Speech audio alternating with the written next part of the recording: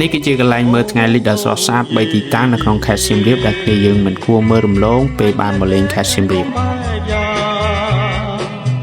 ដែលទីតាំងទី1គឺមានឈ្មោះថាទន្លេអ៊ំដែលគ្រប់គ្នាតែងតែស្គាល់ថាខ្លងទ្វារទន្លេអ៊ំនឹងជាទីតាំងមួយដែលអាចមើលឃើញថ្ងៃរៀបលិចបានយ៉ាងស្រស់ស្អាតអមជាមួយនឹងចម្លាក់ទេវតានិងអសុរៈទាញព្រ័ត្រយ៉ាងស្វាហាប់ដែលធ្វើឲ្យទាក់ទាញចិត្តអ្នកទេសចរជាតិអន្តរជាតិឲ្យចាប់អារម្មណ៍យ៉ាងខ្លាំងគឺថានៅពេលធ្វើដំណើរមកដល់ទីនេះគឺមិនអាចរំលងបានទេគឺតែងតែចង់បន្តរូបលេងជាមួយនឹងទស្សនវិជ្ជាដ៏អស្ចារ្យមួយនេះហើយទីតាំងទី2គឺប្រាសាទភ្នំបាខែងជាទីកន្លែងមើលថ្ងៃលិចដ៏ពេញនិយមខ្លាំងនៅក្នុងតំបន់រមណីយដ្ឋានអង្គរហើយក៏ជាកន្លែងដែលភ្ញៀវទេសចរបរទេសតែងតែមកមុនពេលដែលពួកគាត់ត្រូវបានបញ្ចប់នៅដំណើរទេសចរនៅលើទឹកដីខេត្តសៀមរាបផងដែរទីនេះជាទីប្រជុំនៅភ្ញៀវទេសចររាប់រយនាក់ក្នុងមួយថ្ងៃដែលទៅគយគន់មើលថ្ងៃលិចនិងអាចមើលទេសភាពនៅតំបន់អង្គរបានស្ទើរតែទាំងមូលទៀតផង